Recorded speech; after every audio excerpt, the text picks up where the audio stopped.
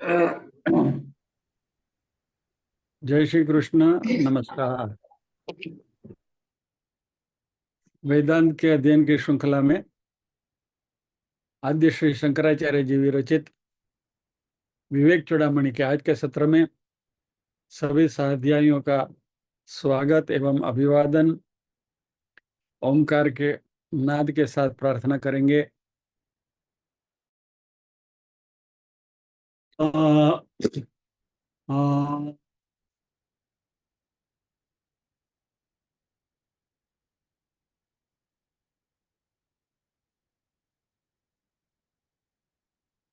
आ,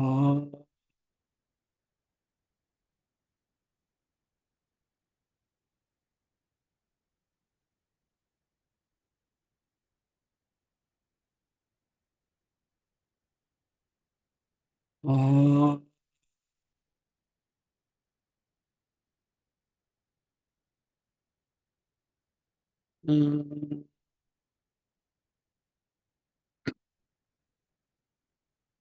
वक्रतुंड महाकाय सूर्यकोटि समप्रभ निर्विघ्नं कुरु मे देव सर्वकार्येषु सर्वदा। या कुन्देन्दु तुषारहारधवला या शुभ्रवस्त्रावृता या वीणावरदण्डमण्डितकरा या श्वेतपद्मासना या ब्रह्माच्युतशङ्कर प्रभृतिभिर् देवैः सदा वन्दिता। सा मां पातु सरस्वती भगवती निःशेषजाड्यापहा।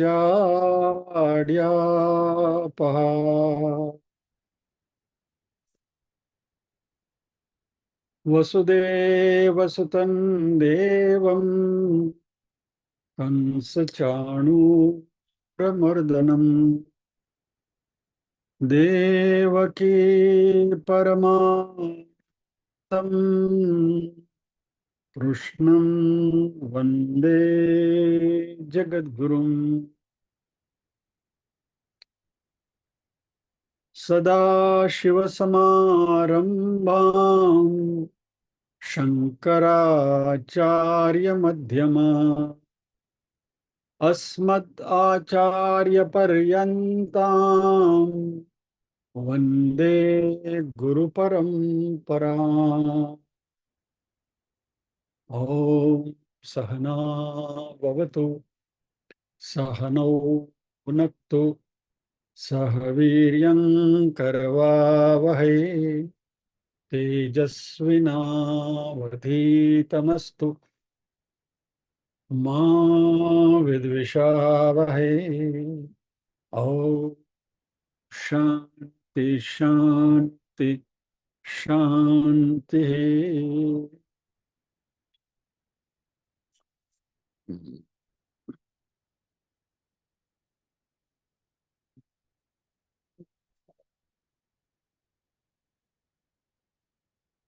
हमारी चर्चा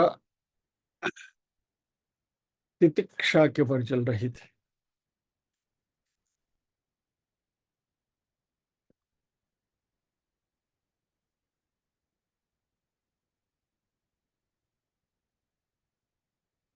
एक मिनट आपको श्लोक भी डिस्प्ले कर के देख लेते हैं।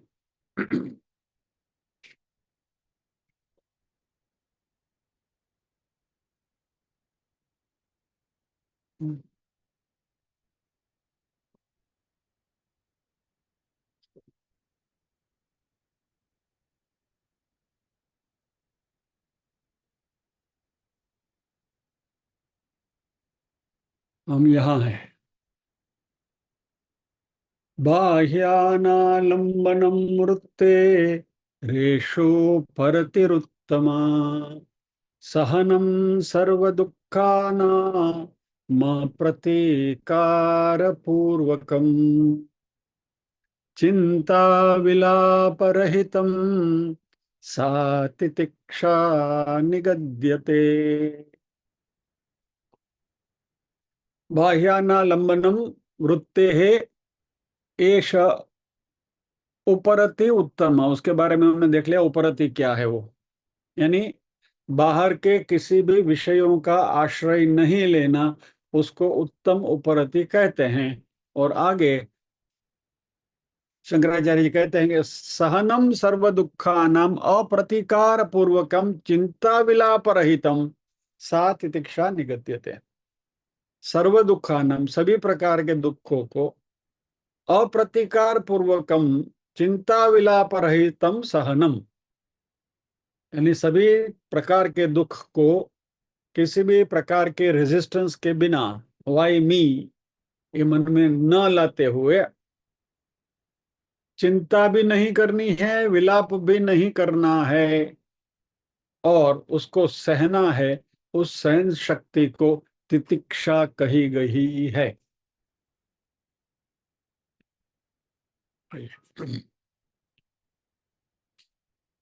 अभी श्लोक में प्रवेश करते हैं। हमने देखा था कि प्रारब्ध के सामने किसी की एक नहीं चलती। प्रारब्ध जो भी है वो भुगतना ही पड़ता है। आप हंस के भुगतो, रो के भुगतो, कैसे भी करो, भुगतना तो है ही है।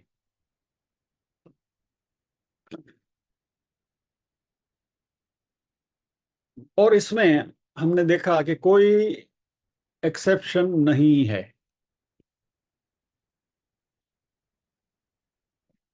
वो जो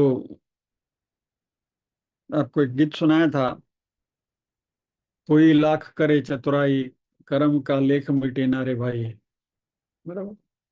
इस दुनिया में भाग्य के आगे चले ना किसी का उपाय, कागज हो तो सब कोई बाँचे, हर कोई बाँचे, भाग्य न बाँचा जाए। एक दिन इसी किस्मत के कारण वन को गए थे रघुराई रे। बराबर, ये स्टैंजा आपने सुनी होगी। एक दिन इसी किस्मत के कारण वन को गए थे रघुराई रे, करम का लेख मिटे ना रे भाई।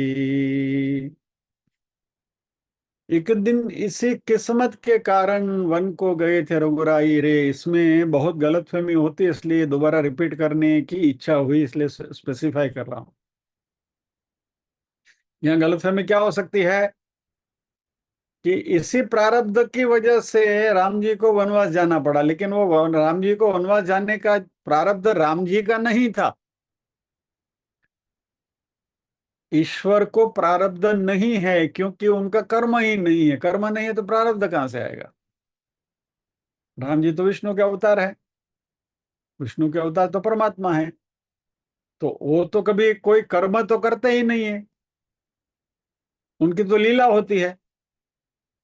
तो राम जी के खाते में तो कोई पूर्व जन्म का या तो इस जन्म का कोई कर्म है ही नहीं, इसलिए राम जी को कुछ कर्म के हिसाब से भुगतना नहीं पड़ता है। लेकिन राम जी को वनवास जाना पड़ा दशरथ राजा के प्रारब्ध की वजह से। दशरथ राजा को श्रवण के माता पिता ने श्राप दिया था कि जैसे हम हमारे बेटे के बिना तड़प तड़प के हमारी मृत्यु हो रही है, हमारा देह छोड़ रहे हैं, वैसे हे राजा तुम्हारी भी दशा होगी। और श्रवण के माता पिता के इस श्राप के अनुसंधान में दशरथ राजा को अपने प्रारब्ध वश होकर राम जी को वन भेजना पड़ा, और उसके लिए क्या क्या सिचुएशन निर्माण हुई रामायण से हमें मालूम है। तो कहने का तात्पर्य क्या है कि राजा दशरथ राम जी के पिता थे। राम जी स्वयं परमात्मा है, लेकिन परमात्मा भी इसमें एक्सेप्शन नहीं कर सके कि भाई चलो दशरथ राजा मेरे पिता हैं तो ये कर्म के रूल में मैं कुछ एक्सेप्शन करूं। नो। यानी जब भी हमारे जीवन में कोई भी प्रारब्ध भुगतने का आता है, तभी हमें इस बात को हमेशा याद रखना है कि राम जी भी दशरथ राजा के प्रारब्ध को टाल नहीं सके थे, स्वयं परमात्मा होते हुए भी। He was there on the spot, फिर भी उसका कोई इलाज नहीं था। तो हम किस खेत की मूली। इसलिए कभी भी वाई मी कहो ही मत। क्या? जो है आगते स्वागतम कुर्यात, जो आया है उसका स्वागत करिए, बस एक्सेप्ट इट। तो कभी कभी कोई कर्म जो है, वो उसमें हमने देखा था 3 प्रकार के प्रारब्ध, बराबर, मंद प्रारब्ध, मध्य प्रारब्ध और प्रबल प्रारब्ध। बराबर, ये भक्ति अलग चीज थी। वो मंद भक्ति, मध्यमा भक्ति, उत्तम भक्ति अलग चीज है, इसके साथ उसको कोरिलेट मत करना।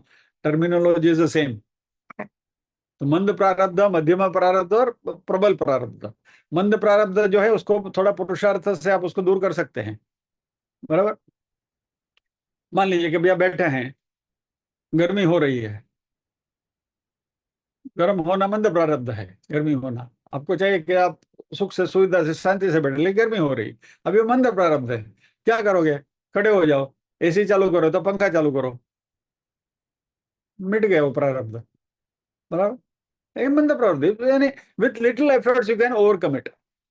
मध्य प्रारब्ध जो है उसमें थोड़ा पुरुषार्थ चाहिए, ज्यादा चाहिए। बराबर। कि भाई दो युवा हैं, लड़का और लड़की है, अभी उनकी युवावस्था में शादी हुई, 30-32 साल की दोनों की उम्र है। They got married. अभी सोचा कि रेंटल प्रीमाइसिस में रह रहे थे, सोचा कि अपना घर ले लें। तो प्रारब्ध में था अपना घर लेना, लेकिन वो प्रारब्ध भुगतने के लिए भी उनके प्रारब्ध में थोड़ा कष्ट लिखा था। तो ईएमआई के टाइम आया भरने का, तभी लाले पड़ गए पैसे के। अभी क्या करेंगे? तो दोनों ज्यादा थोड़ा पुरुषार्थ करके, ओवर टाइम करके, एक्स्ट्रा जॉब करके, इधर उधर कुछ साइड में कुछ इनकम जनरेट करके, उसमें से निकल जा सकते हैं। कहने का तात्पर्य क्या है कि मध्यम प्रारब्ध जो है वो सताता जरूर है, लेकिन उसमें थोड़ा पुरुषार्थ करेंगे और तो निकल जाएंगे। प्रबल प्रारब्ध जो है उसमें पुरुषार्थ भी काम नहीं करता, उसको भुगतना ही पड़ता है। कोई ऐसी असाधारण बीमारी आ गई, आपने पुरुषार्थ सब कर लिया, डॉक्टर के पास गए, अच्छे से अच्छे डॉक्टर के पास गए, वैद्य के पास गए, इधर गए उधर गए, बहुत दौड़े, यहाँ दौड़े वहां दौड़े, फिर भी ठीक नहीं हो रहा है। तो फिर उसको प्रबल प्रारब्ध है ऐसा समझकर एक्सेप्ट करना ही उचित है। So these are choiceless situation, जिसमें हमारी कोई गुंजाइश नहीं है उसको करेक्ट करने की। और सभी मनुष्य के जीवन में ऐसी परिस्थितियां कभी न कभी आती है।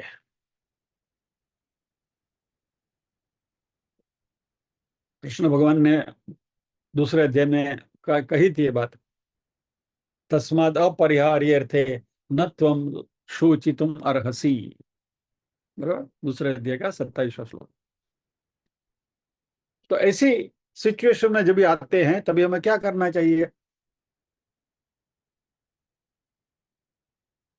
हमें उसे सहन करने की हमारी शक्ति को बढ़ाना चाहिए।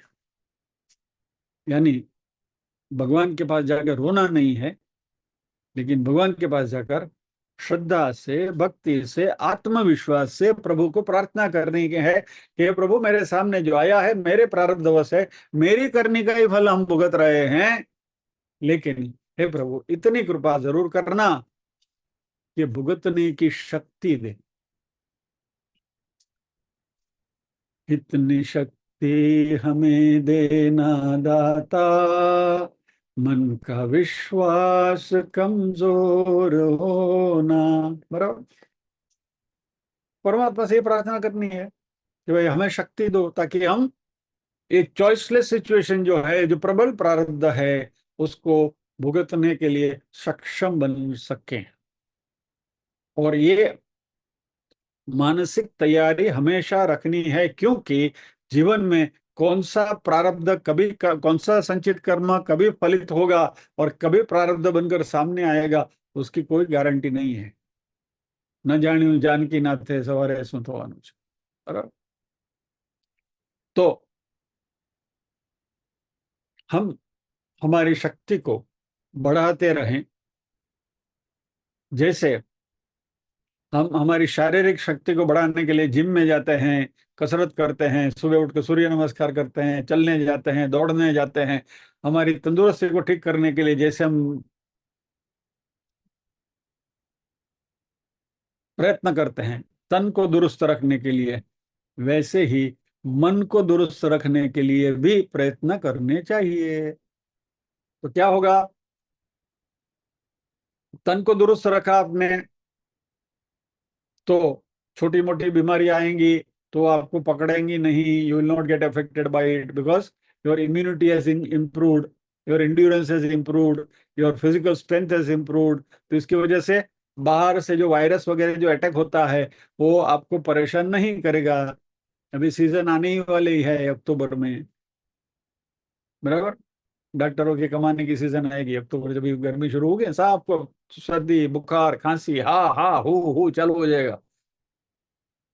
तो भी मालूम है कि अक्टूबर में सिचुएशन होने वाली है, तो अब से उसका इलाज शुरू करो ना, इम्यूनिटी बढ़ाओ ना। बहुत सारे तरीके हैं। एक आपको इलाज बता के रखता हूं जो मेरा आजमाया हुआ है।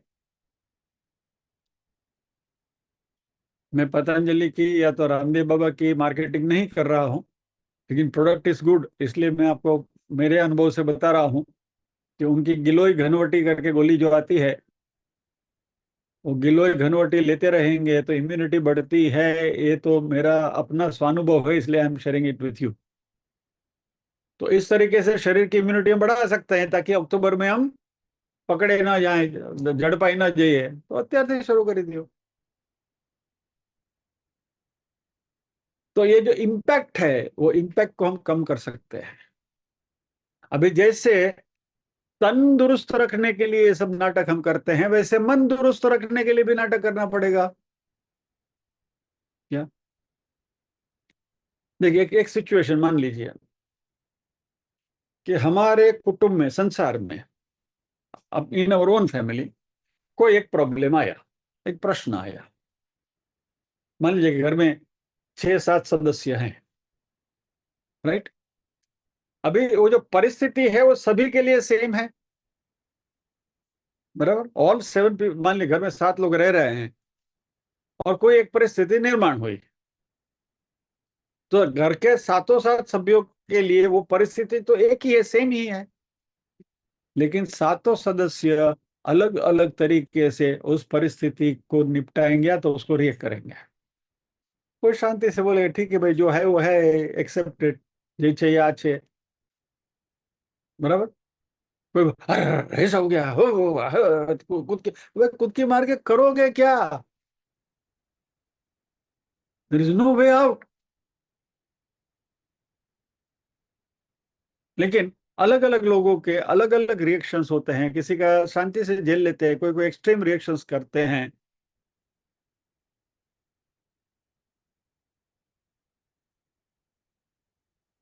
तो ये जो हमारा बर्ताव है, हमारा जो रिएक्शन है, वह हमारी अंदरूनी शक्ति के ऊपर निर्भर है। और इसलिए हमारी अंदर की आत्मशक्ति को ज्यादा से ज्यादा बलवत्तर करना, बलवान बनाना, उसी को तितिक्षा कहते हैं। और खास करके हमारे जैसे स्पिरिचुअल सीकर्स के लिए ये बहुत जरूरी है। वृद्धावस्था सबके लिए कंपलसरी है, सबकी आने वाली है। हम सब उसके कगार पे बैठे हैं, ऑल ऑफ अस, बराबर। We how do we take it depends on us. एक मिनट, एक मुझे मिल गई है वो क्लिप, तो मैं आपको अभी बताता हूँ।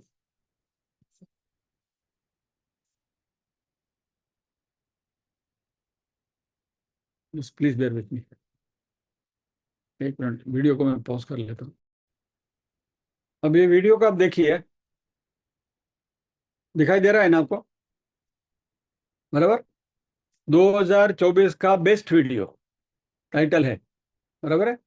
2024 का बेस्ट वीडियो 1 ही मिनट का है, देख लीजिए।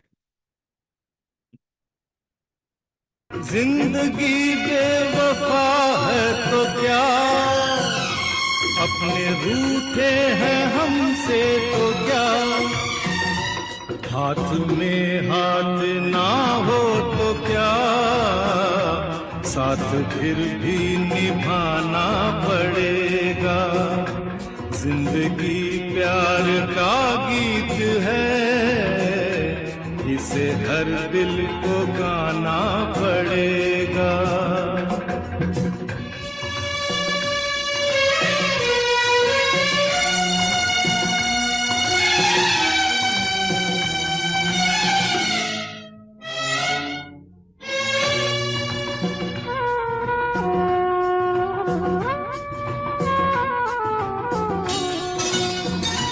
जिंदगी एक मुस्कान है, दर्द। बराबर। कितना इमोशनली टचिंग वीडियो है, राइट। वो जो लड़कियों ने वो वृद्ध के प्रति जो अपनी सहानुभूति दिखाई, केक लाकर उनको एक किया, वगैरह वगैरह वगैरह, देखने में कितना अच्छा लगता है। This is humanity. बराबर। अभी इस बात को अच्छी तरह से जरा समझिए और सुनिए।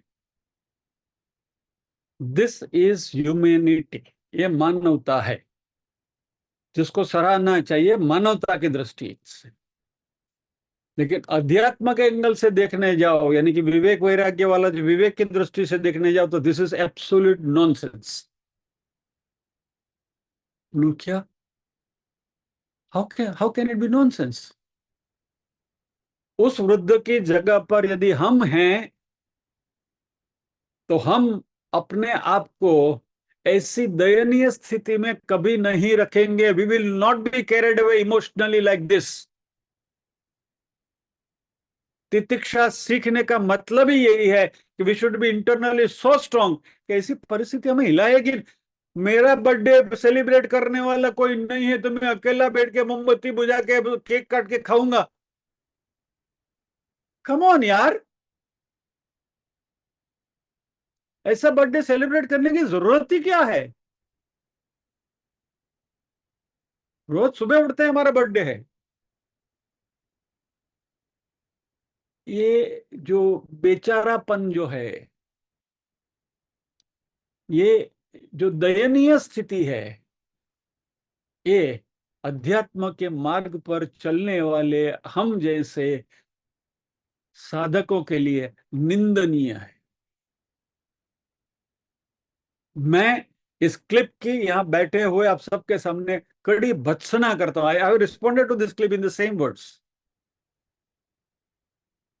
मानवता की दृष्टि से ठीक है, humanity. See, the girls have shown their part of humanity, but on the part of the old man what he has done is absolute stupidity।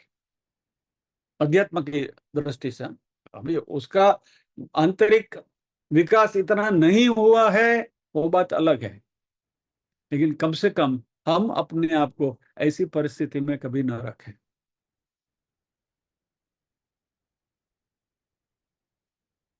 और इसलिए तितिक्षा के उपलक्ष्य में जो बात हमें समझनी है वो ये है कि जिंदगी में कोई भी परिस्थिति हमारे सामने निर्माण हो जाए, हमें बेचारा नहीं बनना है।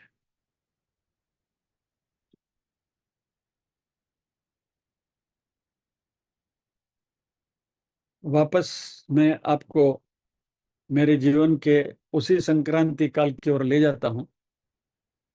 जैसा मैंने आपको बताया था ना कि समय ऐसा था कि रास्ते चलते हुए पत्थर उठाओ तो नीचे से बिच्छू निकलेगा। इस परिस्थिति में मैंने भी अपने आप को इसी दयनीय स्थिति में लाकर रख दिया था. When I go back on the time scale and when I look at myself, what I was at that time, I hate myself.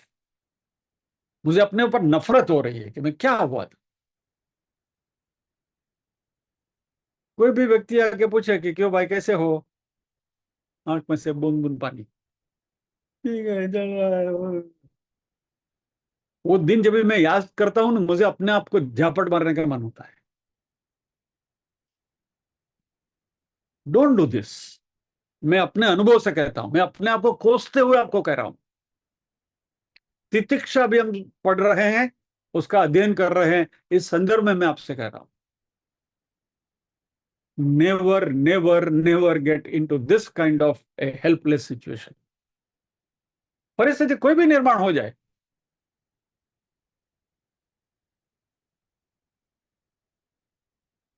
इसी संदर्भ में चलिए एक और भी बात आपसे कर लूं. हमारे पारायण के ग्रुप को हमने खुला रखा है फॉर डिस्कशंस, बराबर. उसमें दो दो मैसेजेस आए हैं. एक हमारे बसंत जी का मैसेज है और उसके ऊपर हरि जी ने प्रतिभाव दिया है, आपने पढ़ा होगा. नॉर्मली मैसेजेस जो आते हैं उसको मैं फिल्टर करता हूं. सॉरी, यहाँ थोड़ा कर्ता भाव आ गया है, लेकिन it is necessary to bring it, कि मैं फिल्टर करता हूं, और मैं आ गया है. और ज्यादातर फॉरवर्डेड मैसेज को मैं आते ही फौरन डिलीट कर देता हूं. फॉरवर्डेड मैसेज का हमारे ग्रुप में unless it is exceptionally good, उसकी कोई जगह नहीं है. और नॉर्मली हम फॉरवर्ड कभी करेंगे, हमको अच्छा लगा तो फॉरवर्ड करेंगे, क्योंकि भैया आपको अच्छा लग रहा है, but that doesn't mean that everybody would like it. और इसलिए फॉरवर्डेड मैसेज को फॉरवर्ड करने की मैं ज्यादातर चेष्टा करता नहीं हूं, और अपने ग्रुप में तो उसको मैं इनकरेज करूंगा ही नहीं. किसी का भी फॉरवर्ड मैसेज आया, डिलीट. એટલે कोई खोटू लगाता नहीं. किसी का भी मैसेज आया और डिलीट हो गया तो please don't feel bad. And the best thing is, because you should not feel bad, message forward ही मत करो अपने ग्रुप, बाकी जहां जो करना है वो करो. लेकिन ये जो दो मैसेजेस हैं उनको मैंने डिलीट नहीं किए. रीजन वॉज कि वहां उन्होंने अपनी बात करी है, मन की बात करी है. They've written something of their own, कुछ अपना बना के परोसा है उन्होंने, झूठन नहीं परोसा है. फॉरवर्डेड मैसेज को मैं झूठा नहीं बोलता हूं, झूठन नहीं परोसा है. कुछ अपना बना के, जैसे કાચું પાકું જે પણ કાંઈ હોય એમણે પોતે બનાવીને મોકલાવેલું છે. therefore I have not deleted it. So आपको यदि किसी को भी अपनी ओर से कुछ कहना है in your own language, you are free to do it. निंदा स्तुति दोनों हो सकते हैं, both are allowed. Those messages will not be deleted. Now coming to those messages, उसमें भी कुछ यही बात हो रही थी कि बच्चे सुनते नहीं हैं, बच्चे को अनवांटेड एडवाइस नहीं देना चाहिए, we should do this, we should do that. Elders को ये सारी सलाह दी जाती है कि हम बुजुर्गों को कैसे अपने आप को संभालना चाहिए, etcetera etcetera. Old is gold is never, not always true, it is always true. Gold, सोना हमेशा सोना ही रहता है. नाउ सी, एक बात बार बार मेरे मन में आती है जो मैं आपके साथ थोड़ी एम्फेटिकली शेयर करना चाहता हूं. अभी जो ह्यूमैनिटी की बात हुई, ह्यूमैनिटी वर्सेस स्पिरिचुअलिज्म, बराबर, मानवता और अध्यात्म, ये दोनों में क्या फर्क है हमें समझना है. वैसे ही ethics and morality and spirituality, इसके बीच का अंतर भी हमें समझ लेना होगा. अध्यात्म अलग चीज है, एथिक्स एंड मोरालिटी अलग चीज है. गृहस्थाश्रम में कैसे रहना, उसके लिए एथिक्स एंड मोरालिटी के जो भी प्रिंसिपल्स हैं आपको फॉलो करना है जहां रहना है. लेकिन व्हेन इट कम्स टू अध्यात्म, अधि आत्मा, अपने लिए, विद इन अवर सेल्स, अपने मन में, नो।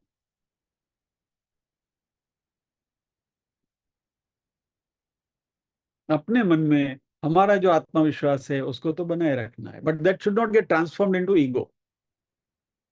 ये बहुत बारीक लाइन है। हमें निष्ठुर, या तो આપણે ગુજરાતીમાં કહે ડઠ્ઠર નથી બનવાનું, डोंट बी हार्श और हार्ड। બહાર से जिस तरीके से आपको જે જે પાણીએ મગ ચડે, પાણીએ મગ ચડાવવાના આપણે કહીએ છીએ ને ગુજરાતીમાં, કેવું એ that is ethics and morality. लेकिन विद इन आवर सेल्स हमें बेचारापन कभी भी डेवलप नहीं करना। ये तितिक्षा की बात आ रही, इसलिए इतनी एम्फेटिकली ये बात करने का दिल कर रहा है। सा तितिक्षा निगद्यते, क्योंकि वृद्धावस्था, बीमारी और मृत्यु सब कुछ it's part of the life. जब भी तितिक्षा कम होती है, जब भी हमारा आत्मविश्वास कम होता है, तभी इन सभी चीजों से होने वाला हमारा दर्द ज्यादा होता है, उसका इम्पैक्ट बहुत होता है। और यह इम्पैक्ट की वजह से हमारे मन में टॉक्सिक इमोशंस जागृत होते हैं, विचार, वरीज, फिकर, एंजाइटी, क्या, यानी हमारे मन में इमोशनल डिस्टर्बेंसेस बहुत रहेंगे। इमोशनली हम स्थिर नहीं रह पाएंगे, और हमारी emotional stability is the most important thing for us. अध्यात्म के मार्ग में आगे बढ़ने के लिए हमारी इमोशनल स्टेबिलिटी निहायत ही जरूरी है। हम लोग क्या करते हैं, प्रॉब्लम आने से पहले आने वाले प्रॉब्लम के बारे में सोचते हुए, उसके बारे में इमेजिन करते हुए अभी से दुखी होना शुरू कर देते हैं।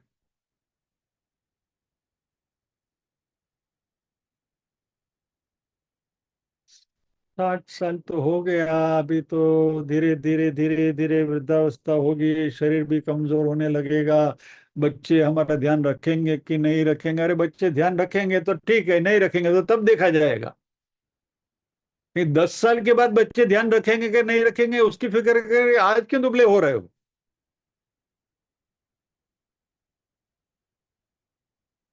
मुझे ये फ्रेश संस्कृत का बहुत अच्छा लगता है, आगते स्वागतम कुर्यात। जो भी स्थिति आती है स्वागत करो, है वेलकम। और ये आगते स्वागतम कुर्यात को बनाए रखने के लिए ये जो मेंटल एंड्योरेंस चाहिए, जो मानसिक परिपक्वता चाहिए, जो मानसिक शक्ति चाहिए, आत्मशक्ति चाहिए, दैट इज तितिक्षा।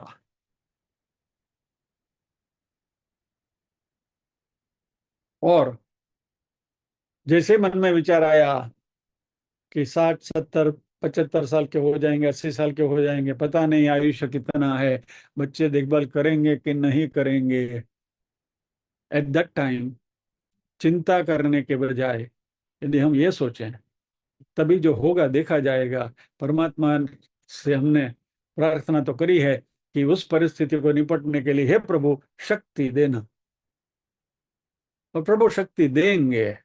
ये विचार जैसे मन में आता है, सारी चिंता मिट जाती है, हट जाती है, क्योंकि उस फिक्र को आपने डस्टबिन में डाल दिया।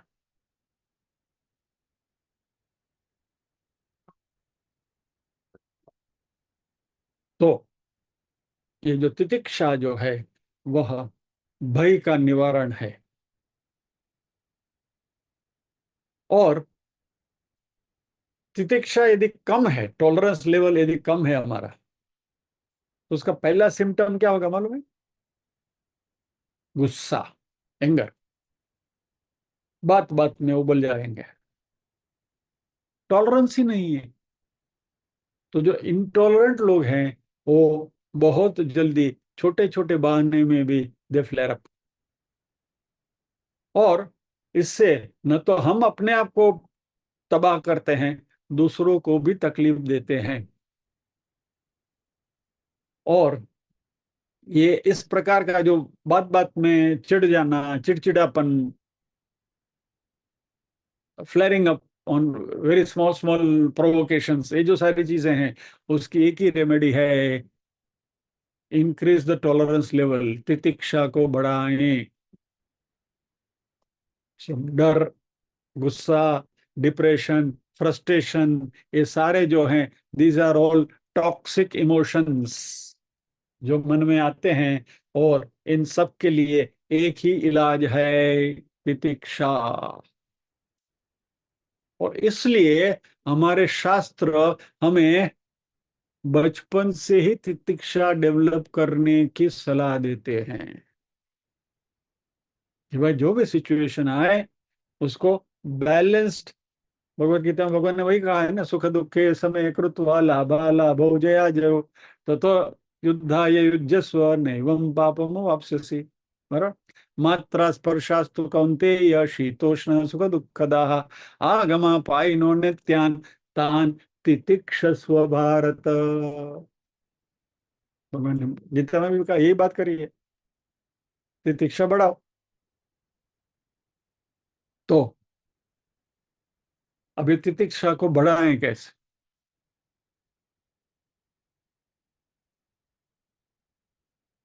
शास्त्रों ने एक बहुत अच्छी बात करी है और एक ही सुझाव दिया है। दिलीप भाई को कुछ कहना है? રેકોર્ડિંગ ઓફ છે એમ કે हाँ जी, રેકોર્ડિંગ ચાલુ નથી કર્યું. रिकॉर्डिंग चालू है। નહીં નથી. અચ્છા, रिकॉर्डिंग इज ऑन। એનો મેસેજ આવ્યો, ત્રિનેત્રબેન નો મેસેજ. ના ના, રેકોર્ડિંગ ચાલુ છે। ત્રિનેત્રીબેન, રેકોર્ડિંગ ચાલુ છે। હા બેન, અહીંયા અહીંયા અહીંયા અહીંયા લાલ લાઈટ ઝબકારા કરતી હોય ને તો રેકોર્ડિંગ ચાલુ છે એમ સમજી લેવાનું। હા ને, આ દેખાય છે લાલ લાઈટ, ટીપિક ટીપિક ટીપિક ટીપિક ટીપિક। ન દેખાતી તો મને દેખાય છે, રેકોર્ડિંગ ચાલુ છે।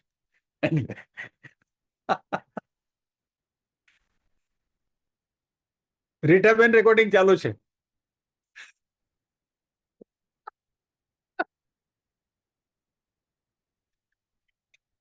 एनीवे, सॉरी, त्रिनेत्री बेन ने कहा कि रिकॉर्डिंग चालू नहीं है और मैंने रीटा बेन से कहा रिकॉर्डिंग चालू है। उसके पीछे भी एक अलग कहानी है नहीं। ओके, सो अभी टॉलरेंस को हम बढ़ाएं कैसे? How to build up tolerance? तितिक्षा को लाए कहां से?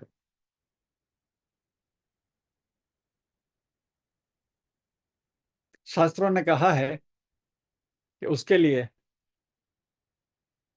There is only one method, एक ही इलाज है। तितिक्षा बढ़ाने के लिए सहन शक्ति को बढ़ाओ।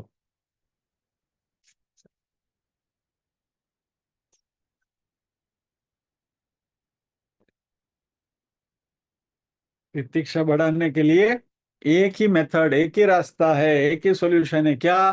तितिक्षा बढ़ाने के लिए सहन शक्ति को बढ़ाओ। You develop the power of enduring the pain only by enduring the pen.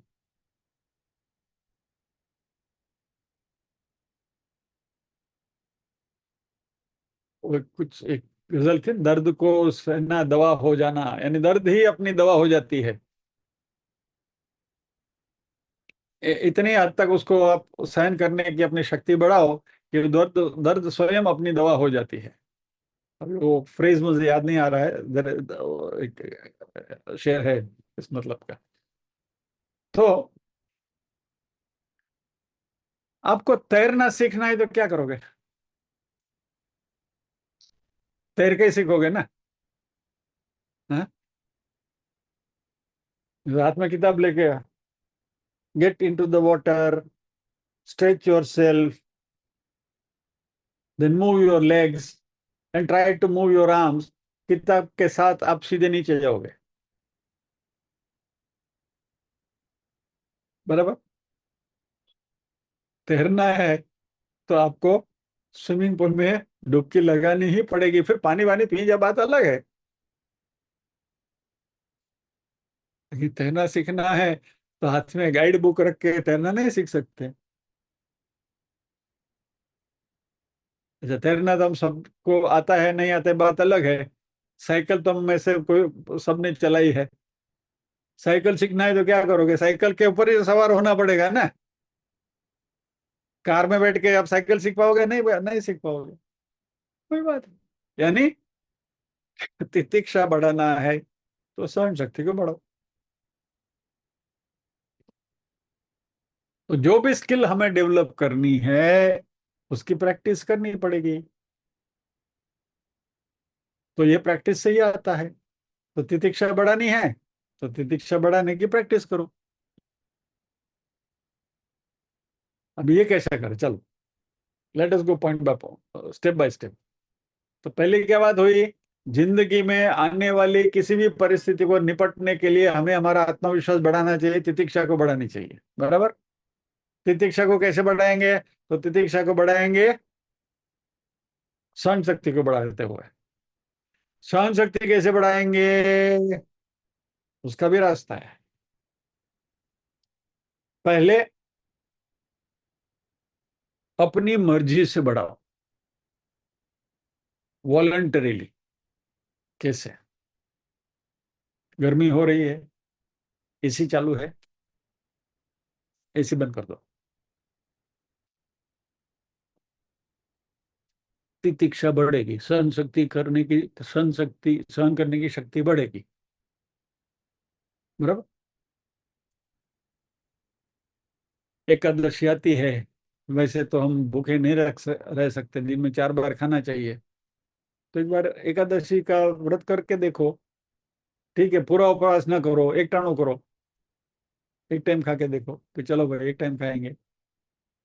4 बार खाते हैं तो 2 बार खाएंगे, 50%। तो भूख को एंड्योर करने की शक्ति बढ़ेगी। सो तितिक्षा को हम बढ़ाएंगे अपनी मर्जी से, किसी सिचुएशन को अपने आप पैदा करके, या तो उसको ये करके वी कैन इंक्रीज इट।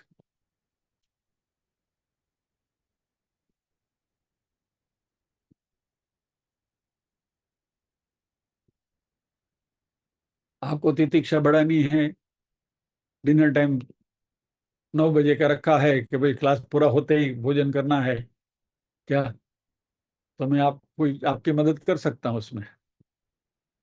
9 बजे का सेशन को थोड़ा 9:15 तक ले जाएंगे तो पता चल जाएगा कि 15 मिनट की तितिक्षा बढ़ गई। ये सब नुस्खे इलाज हैं, कर सकते हैं। यानी करने का अर्थ, कहने का अर्थ क्या है, वॉलंटरीली हमें कुछ ऐसी सिचुएशन, ऐसी परिस्थिति निर्माण करनी है कि जिसमें हम छोटी मोटी तकलीफ में हमें अपने आप को रखते हुए उसको सहन करने की शक्ति को बढ़ाए।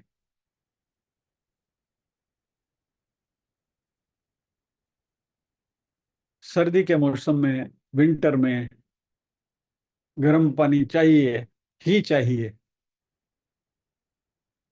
कभी एक बार ठंडे पानी से स्नान करने की कोशिश कर लो ना। ये परिस्थिति आई थी हमारे लिए एक बार। तिरुपति बालाजी के दर्शन करने गए थे और सुबह की वो अर्ली मॉर्निंग का दर्शन के लिए बुकिंग करवाया था। या तो वहां तो 3:30 बजे लाइन में खड़ा रहना पड़ता है और बिना स्नान किए जा नहीं सकते। सुबह उठ के 3 बजे स्नान किया था, सुबह 3 बजे गर्म पानी कौन चाचा ला के देगा? And that too it was month of December, ठंडा पानी तितिक्षा। केदारनाथ में जिन्होंने पूजा करी उनको मालूम है, रात को 2:30 बजे बुलाते हैं पूजा करने के लिए, आधी रात को। और केदारनाथ में तो बाहर बर्फ है और उसमें ठंडे पानी से स्नान करने का, करो। सूरज जी को मालूम है, अभी भी जाकर आए।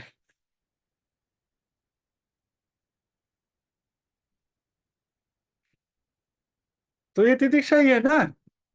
कहने का तात्पर्य क्या है, कि विलफुली अपने मन से कोई ऐसी परिस्थिति को निर्माण करें, या तो ऐसी परिस्थिति निर्माण हो गई तो उसको सहन करने की शक्ति डेवलप करें, और धीरे धीरे इसको हम डेवलप कर सकते हैं।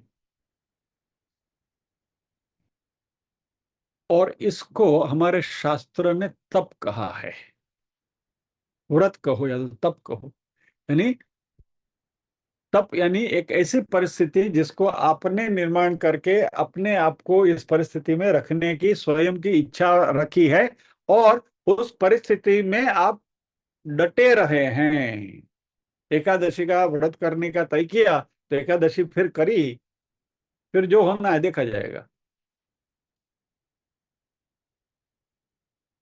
शंकराचार्य जी ने इस तप को करने के लिए कुछ कंडीशंस बताई है। पहली कंडीशन है अप्रतिकार पूर्वकम। पहली कंडीशन ये है, शर्त ये है कि एक बार आपने एक नियम लिया कि मैं ये काम करूंगा या तो करूंगी, बराबर, कि चलो भाई एकादशी करनी है, उपवास रखना है एकादशी के दिन, तो इस व्रत को बिना तोड़े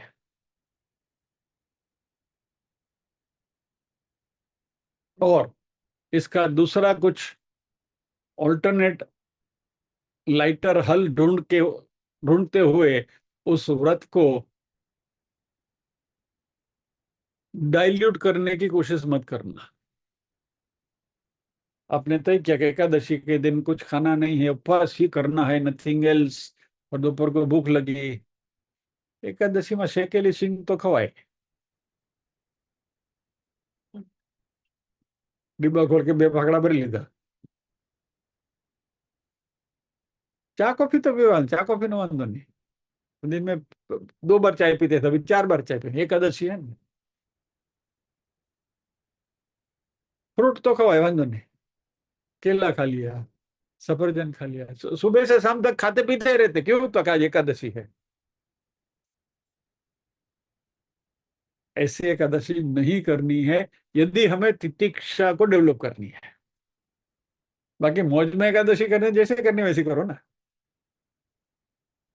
बाबूनाथ के सामने रेस्टोरेंट है, वहां पर एकादशी की थाली भी मिलती है क्या? तो सब अपनी अपनी मर्जी की बात है, लेकिन अप्रतिकार पूर्वकम शंकराचार्य जी कहते हैं कि उस सिचुएशन को जरा सी भी डाइल्यूट ना करते हुए you have to sail through it, आपको उसमें से निकल जाना है। फिर सेल थ्रू के ऊपर से मैंने अभी एक बात याद आ रही है।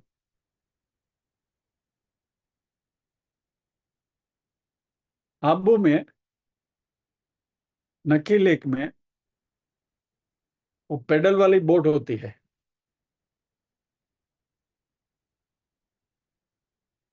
અને આવા ઊંધા ધંધા કરવા नहीं, हमें કર્યું तो એટલે મને याद છે। हम हनीमून करने के लिए गए थे और पेडल वाली बोट तो ले ली। शुरू शुरू में तो जरा जोश रहता है, मस्ती होती है, और नई बीवी साथ में तो उसको भी कुछ दिखा देना है कि हम भी कुछ हैं करके। धड़ धड़ धड़ धड़ धड़ धड़ पेडल लगे, बीच में पहुंच गए। अभी मारो, जोर करो, लगाओ। कहने का मतलब क्या है कि सिचुएशन ऐसी होती है, उसमें से भी you have to learn to sail through, उसमें से निकल जाने की शक्ति डेवलप करनी होगी। तो पहली बात क्या कही शंकराचार्य जी ने? अप्रतिकार पूर्वकम। जो परिस्थिति है, एकादशी करनी है, एकादशी का मैं इसलिए एग्जाम्पल दे रहा हूं कि हम सबको इसके बारे में हम परिचित हैं इसलिए। दूसरा, चिंता रहितम, डोंट वरी अबाउट इट, अभी आगे क्या होगा फिक्र मत करो।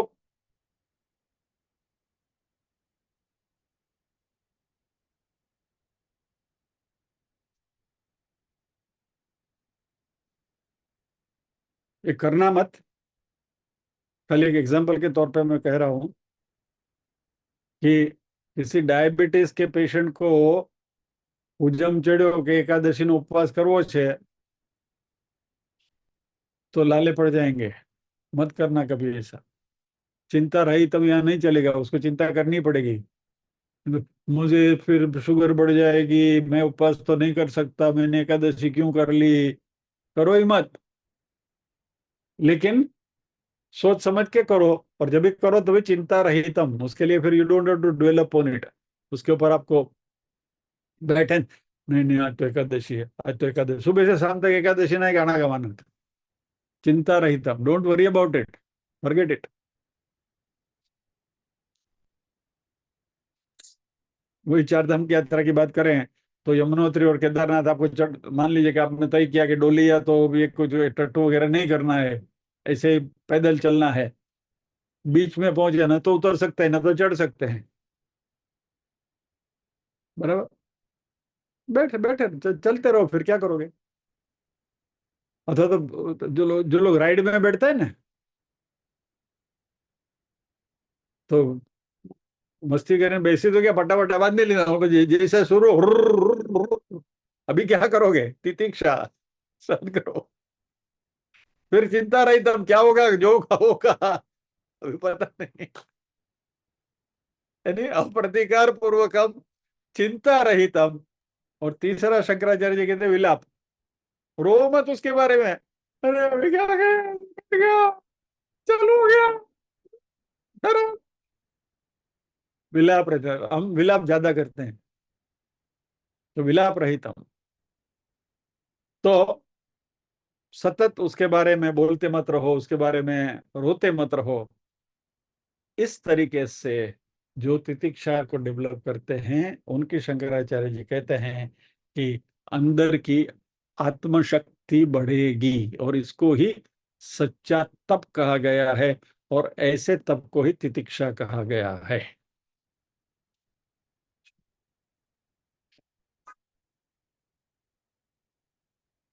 अभी मैं आपकी तितिक्षा की परीक्षा करने की कोई इच्छा नहीं है, इसलिए आज के सत्र को हम यहीं विराम देंगे। अगले गुरुवार फिर मिलेंगे इसी बात को आगे बढ़ाते हुए। तो अभी प्रार्थना करेंगे।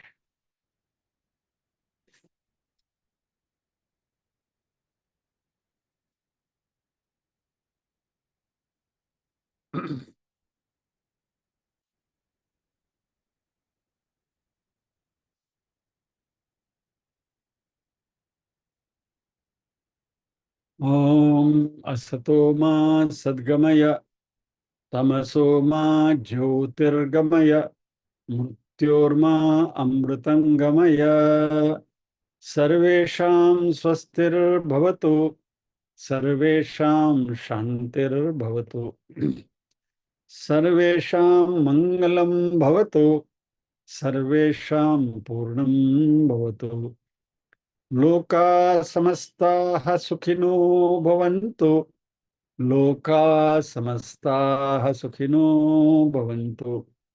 नाहं कर्ता हरिः कर्ता, हरिः कर्ता हि केवलम्। ओम शांति शांति शांति। सभी के हृदय कमल में विराजमान परम कृपालु परमात्मा को वंदन करते हुए आज के सत्र को विराम देते हैं। अगले गुरुवार फिर मिलेंगे, तितिक्षा के बारे में कुछ बात करते हुए आगे बढ़ेंगे। जय श्री कृष्ण। जाते जाते एक बात दोबारा आपको क्लैरिफाई कर दूं कि ह्यूमैनिटी, एथिक्स एंड मोरालिटी की जो चर्चा हमने आज करी वो अपनी जगह कायम है, अपनी जगह सही है, लेकिन ह्यूमैनिटी के एंगल से स्पिरिचुअलिटी को देखना नहीं है। उस चश्मा पहनकर अध्यात्म को मत देखो, एथिक्स एंड मोरालिटी के चश्मे पहनकर अध्यात्म को मत देखो। अध्यात्म टोटली अलग चीज है। इस बात को बहुत अच्छी तरह से ध्यान में रखना पड़ेगा। और शंकराचार्य जो विवेक से जो शुरुआत करी है वो विवेक तो अच्छी तरह से पचा के लेना पड़ेगा यदि ये सारी चीजों को समझना है तो। सो थोड़ी ये आइसक्रीम के ऊपर एक चेरी रखनी जरूरत थी, इसलिए थोड़ा आगा करके इस सत्र को विराम देंगे। जय श्री कृष्ण। नहीं तो क्या लोग बोलेंगे, अरे ये तो अध्यात्म वाले तो सारे सेल्फिश है, they are all selfish, they just don't think of anybody else, they think of themselves only. ऐसा नहीं है। This is not selfishness, this is being stronger from within. ये अंदर से अपनी शक्ति डेवलप करने के लिए सारी बातें हो रही है, अपने आप को मजबूत करने के लिए। इस सॉरी, लेट मी कंटिन्यू। अपने आप को अंदर से मजबूत इसलिए करना है ताकि आप दूसरों को सहारा दे सकें, so that you can be strength to others. इसलिए पहले अपने आप को स्ट्रांग बनाओ। तो ये जो प्रोसेस अध्यात्म की है, वो पहले अपने आप को सक्षम बनाओ, और ये सक्षम बनाते हुए फिर लोक संग्रह वृत्ति। चलिए, जय श्री कृष्ण।